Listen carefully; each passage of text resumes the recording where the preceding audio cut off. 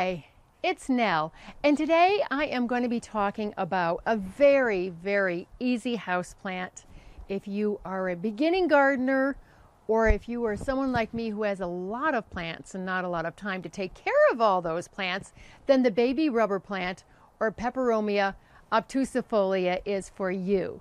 If you like videos on gardening, both indoors and outdoors, be sure to hit subscribe because I upload videos on a regular basis, and I would love to have you come back.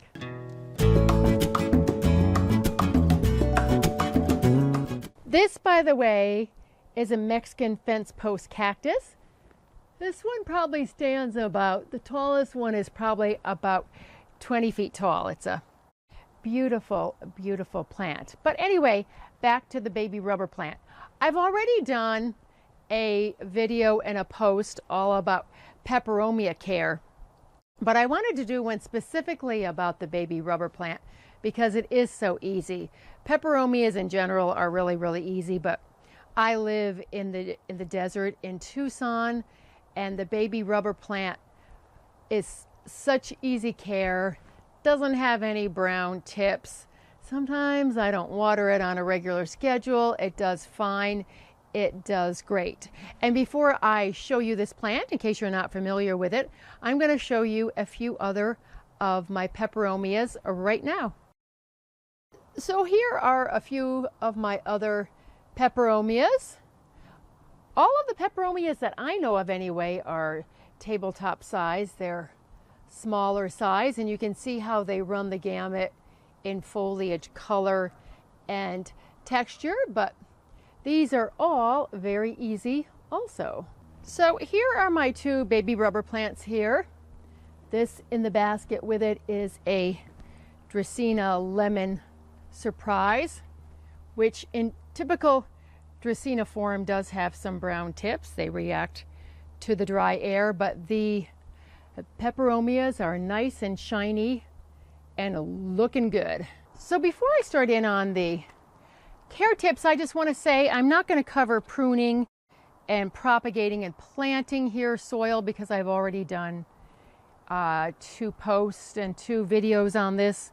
One is pruning and propagating a baby rubber plant, and the other is how to plant baby rubber plant cuttings. So I won't be talking about that here. The links to those will be down below. But right here is the mother plant. This is the baby plant.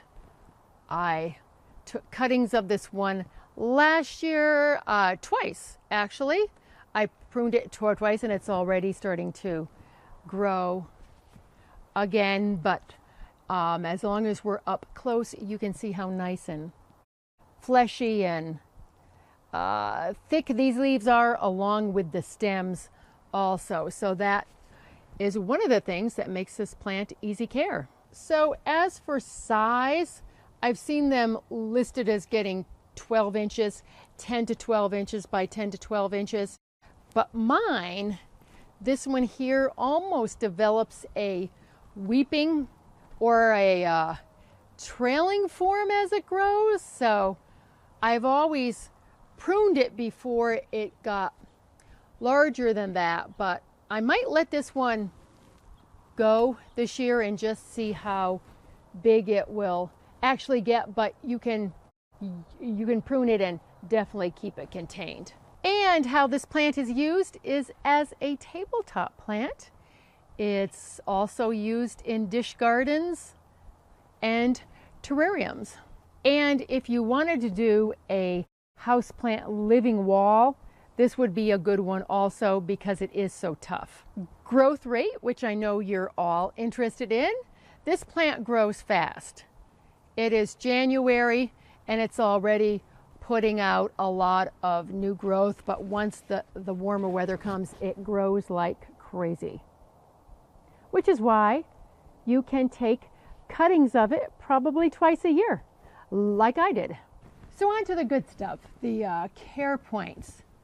I'm going to go through some of these really fast because this is so easy to care for, and then the rest will be in the blog post. The link to that will be down below in case you're really, really interested in this plant. So we're going to start with exposure. Like most houseplants, this likes bright natural light, moderate or medium light is its sweet spot where it does the best. I have it growing in my dining room on a long table with other plants. You might have seen the African mask plant, a video I did last week. It grows on that same table. It's about 10 feet away from a bay window and it's an east exposure. But again, I live in Tucson, so it's really nice and bright and sunny, so it gets a lot of light in that room. And there are quite a few variegated forms of this plant. I have one of them, and they do take more light. Actually, they need more light to bring out and keep that variegation. But I've also seen this plant build as a lower light plant, and I imagine it would do okay in low to moderate light. You just might not get a lot of growth on it. Oh, and be sure and keep it out of hot direct sun because it'll burn. It is an epiphyte. It is epiphytic in nature, like bromeliads and orchids, so they grow under the cover of other plants where it's nice and bright, but there's no direct hot sunlight reaching the plant itself. Watering, another very important point, and these have thick leaves and stems and roots also, so that means they're going to store water in all of their parts, so it's very easy to overwater them. So I let mine almost completely dry out before watering.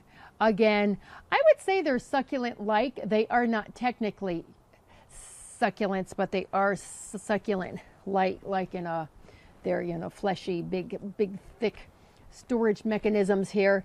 But I water mine in the summer once a week, and in the winter about every 2 to 3 weeks. So just be careful not to overwater this plant.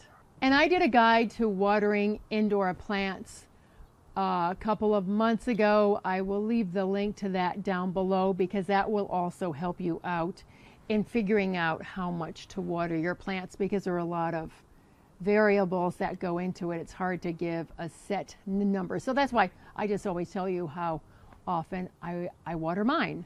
But don't forget, I'm in a hot climate. Temperature, average. House temperatures are fine. I had a red-edged peperomia growing in Santa Barbara in my garden outdoors. It got down to about, it would get down to about 40s in the winter evenings, and it did just fine, but it'll do fine with the temperature range in your house. And humidity, I'm not going to cover, even though this grows in humid climates. In nature, I figure if it does fine here in the desert, it'll do fine in your dry home.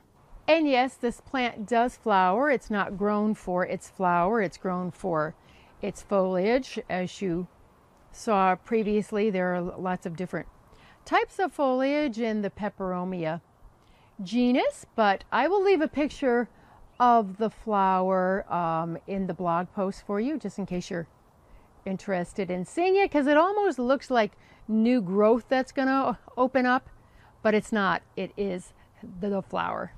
And the last point that I'm going to cover here is pets, like cats and dogs. And I have good news on this one. This plant is non-toxic for both cats and dogs, so that is good news. Just watch out if your cat or dog chews on this, because it could make them sick like any plant could, but it's not toxic. So the big draw on this plant is obviously the foliage and the ease of care. So if you are a beginning houseplant gardener, be sure and check this one out. I'm sure I'll be taking more cuttings of it this year because it grows like crazy, and I may actually even keep another plant because it's just so easy to maintain. So short and sweet on this one, because there's not really a lot to know to take care of it. It is so easy. As I said, there will be more details in the blog post for you. The link will be down below, and also on my website, JoyUsGarden.com. So I hope you have found this video on baby rubber plant care to be helpful. I have a lot more videos coming your way, so stay tuned for those. I thank you for all your likes and your subscribes. I really appreciate them. Now let's get out in the garden or into our indoor gardens and make our worlds a more beautiful place. As always, I thank you so much for watching, and I'll catch you in the next video. Bye.